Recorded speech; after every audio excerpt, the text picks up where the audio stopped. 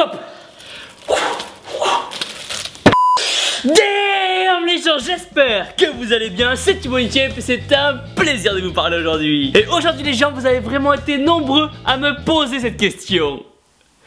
Et moi, j'ai vraiment longtemps réfléchi avant de vous y répondre. Avant tout, il faut savoir qu'on a tous commencé la muscu dans un but bien précis, unique. Que ce soit pour oublier une petite après une rupture, se remettre en forme après une blessure, mettre un terme aux moqueries, se défouler, ou tout simplement pour augmenter notre pourcentage de chance d'avoir une paire de meules énorme en face de nous. Et comme votre petite veine me fait de l'œil et que je ne peux rien lui refuser, je vais me livrer à vous. Me mettre complètement à nu pour vous petites qui regardez cette vidéo et vous raconter ainsi pourquoi j'ai vraiment commencé la musculation. Donc pensez à mettre un pouce bleu veineux en bas de la vidéo. Je sais qu'ensemble on peut battre le record de 25 000 pouces bleus avant minuit. C'est parti! Avant de connaître ce bonheur inestimable que d'aller au temple, j'ai fait 9 ans de Vovinam Viet-Vo Dao. Oui, c'est un art martial vietnamien quoi. Et sans vouloir me vanter entre nous, j'étais plutôt bon.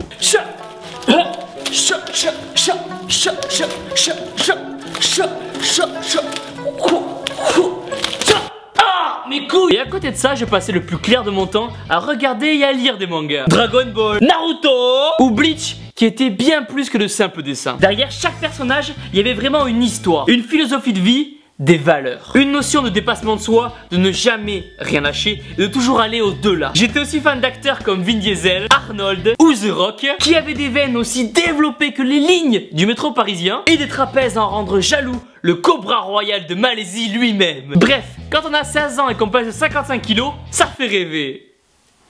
Et toujours aujourd'hui d'ailleurs. Du coup, moi aussi je voulais m'entraîner pour un jour espérer devenir énorme et sec. Mais malheureusement, j'étais trop jeune pour aller en salle. Il a donc fallu se rattraper sur la deuxième solution, qui était de faire des pompes à la maison avec pour lest un sac rempli de livres de cours sur le dos. Ces livres de cours d'ailleurs qui m'ont plus servi de poids qu'à vraiment réviser mes contrôles. Bref, les jours passèrent, les mois défilèrent et les anabolismes. Anabolisme.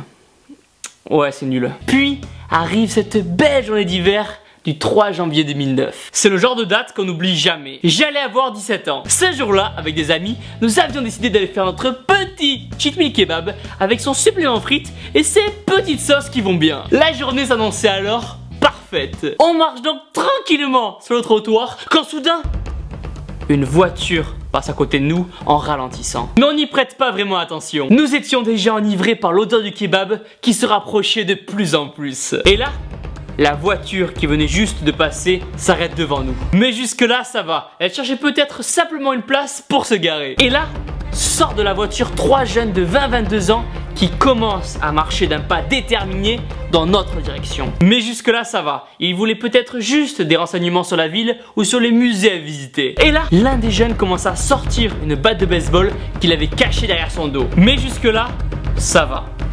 Enfin, ça va, ça commence à quand même grave sentir la merde cette histoire. Surtout quand on sait qu'il n'y a pas de terrain de baseball dans le coin. Ils se mettent face à nous, me proposent de fumer du shit. Je réponds alors que je ne suis pas intéressé et que la seule chose que j'ai fumé dans ma vie c'était des lardons. Ils n'ont pas rigolé, on a essayé de partir, ils étaient moyens d'accord. Ils ont armé la batte de baseball et après je dois vous avouer que je me souviens plus de grand chose. Sauf peut-être que j'essayais de sortir mon dos pour encaisser les coups. Mais à l'époque j'étais plus carapuce que tortank, voire même limite Togepi. Donc c'était pas super efficace. Au final la gendarmerie est arrivée et ils les ont amenés. On apprendra plus tard que dans la même journée ils avaient volé de l'essence, menacé un commerçant, volé une bouteille, bu cette bouteille et agressé une femme dans la rue. Ils finiront par être condamnés à 1 an et demi de prison ferme. Et même si après tout ça on s'est retrouvé pas loin du kebab, on avait plus très faim. Si aujourd'hui je vous raconte tout ça en rigolant, je vous assure que sur le coup j'étais loin de faire le malin et qu'on avait quand même pas mal ramassé. 2 jours après cette histoire j'étais inscrit au temple et 5 ans plus tard je pesais 30 kg de plus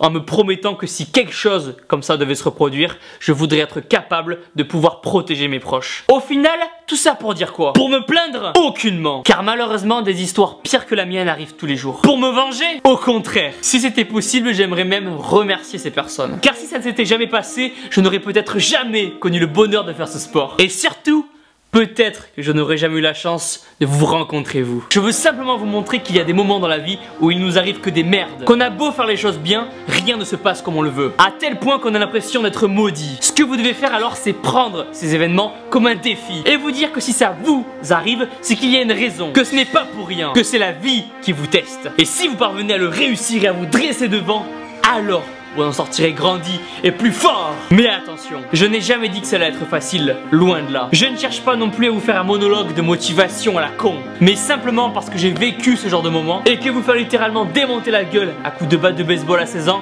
va vous faire ouvrir les yeux et voir le monde différemment. Donc pour vous qui vivez des moments difficiles, ne cherchez pas à vous venger, ne cherchez pas à oublier ou noyer vos malheurs. Tirez avantage de cette situation qui va vous rendre plus fort. Osez ce que vous n'avez jamais voulu faire. Montrez de quoi vous êtes capable. Marquez votre temps, vous êtes unique. Profitez-en pour vous créer un mode de vie sain. Tout le monde est capable d'aller dans un bar se murger la gueule pour oublier. Tout le monde est capable de mettre une patate de forain à quelqu'un pour se défouler. Tout le monde est capable de tomber 5 boîtes de Pépito pour se consoler. Mais combien comme vous vont aller s'entraîner? Combien comme vous vont aller au temple attraper des putains d'haltères et tout donner? Combien comme vous vont aller se cuisiner leur riz d'Inde et avoir un style de vie sain? On a tous vécu une histoire qui nous a détruits, anéantis. Mais c'est ce qui nous motive aujourd'hui à ne pas se laisser aller et à donner le meilleur de nous-mêmes. Et même si mon histoire est loin d'être extraordinaire, je tenais à vous la raconter.